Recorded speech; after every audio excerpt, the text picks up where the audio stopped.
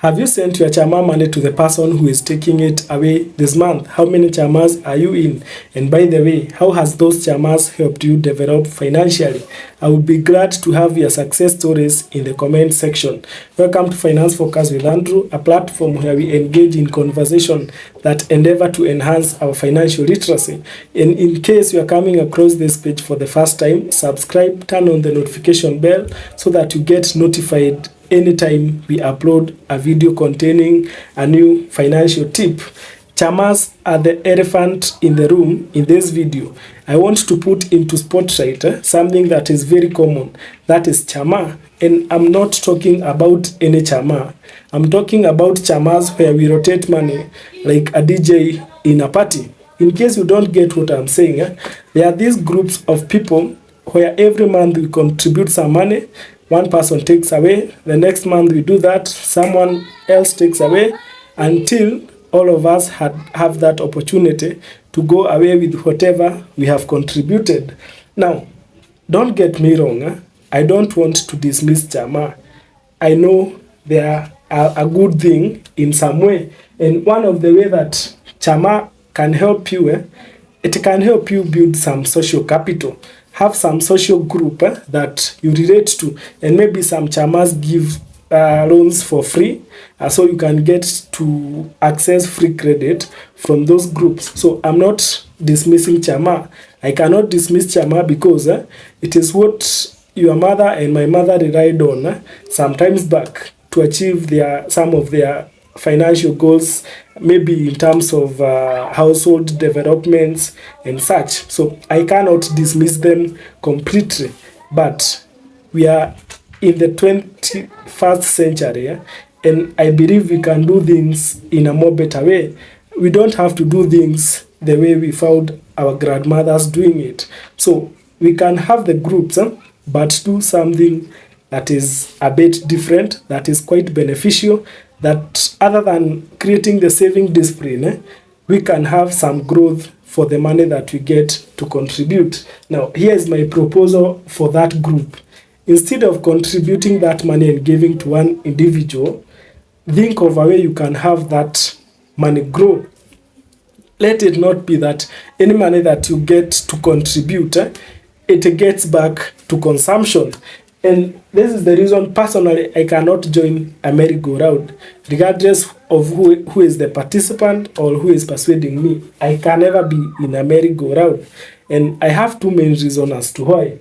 Number one, in merry-go-round, the value of your money is lost, whether you agree to this or not. Now, let's assume you are in a merry-go-round where you are a group of 12 people.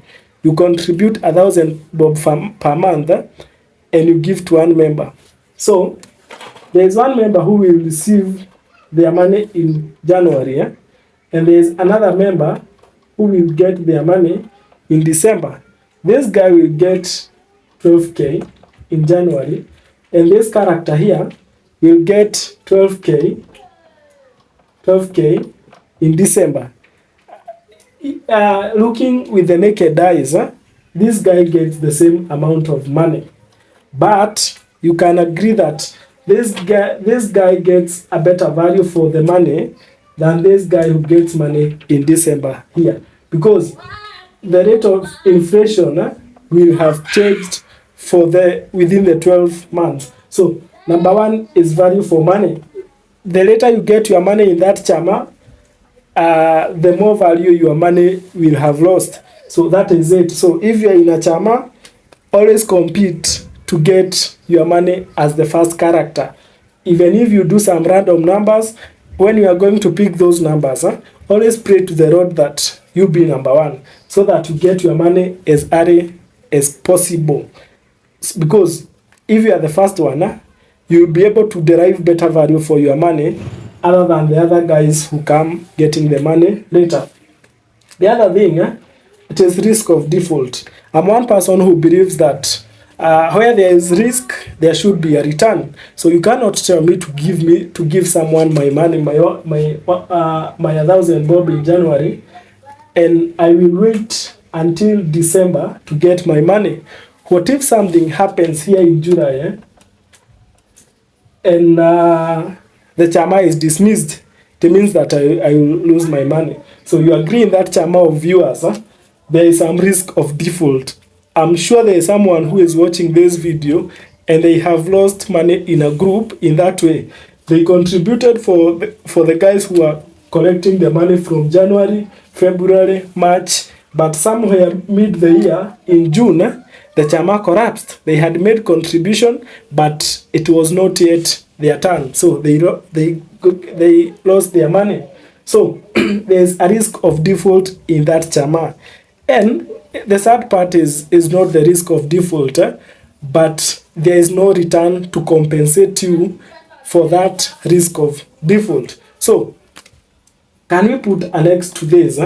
Can we put an X to the Chama and still have to retain those groups, those social groups? They are good social groups, but how we conduct the things in those groups, we get some change. And this is my proposal that you can try execute in that group. I'm assuming there are people that you have already formed a good group with.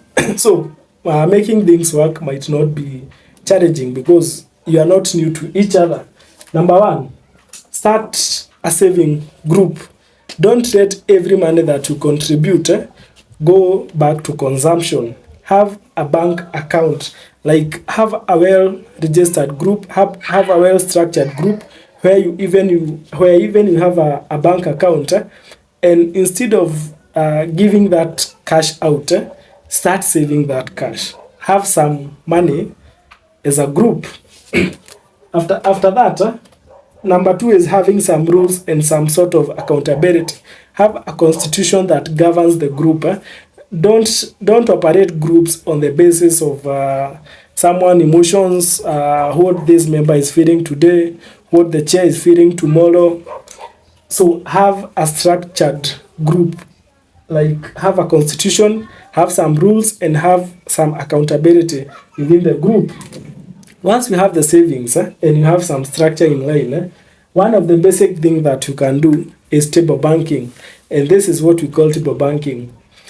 Instead of those members in that Chama going to look for loans from other sources, like mobile loans that might be quite expensive for them, you can lend money within yourself. So I borrow some money from the group and I bring the money with some interest. Remember, the interest is well stated in the constitution that you have already made. You have agreed that you loan the money amongst yourself at this interest rate. So it means that the money that you have, once a member gets to borrow that money, you'll gain some interest from that money. So at least there is a small element of growth. You are still maintaining the social structure of the group because you are helping each other at times of need by giving loan, but there is also some financial gain in terms of interest rate. Number four, the other things that you can consider. Once you have savings, the moment you have saved money, the next thing that you should get to think of is investing. It might be hard as a group to agree on a common thing because I know in that group there is someone who is in terms of risk they are down there. There's another person who in terms of risk they are up here.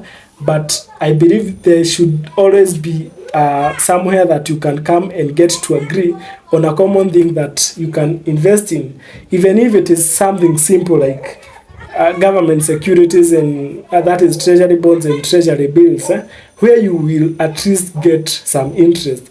Your money will not be just be rotating as that DJs something doing chaka chaka chaka. So at least there will be some growth in value of your money. So invest, whether it is in land, it is in boda, is it in the financial instrument.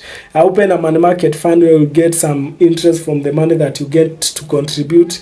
Invest in some government boards, invest in some treasury bills.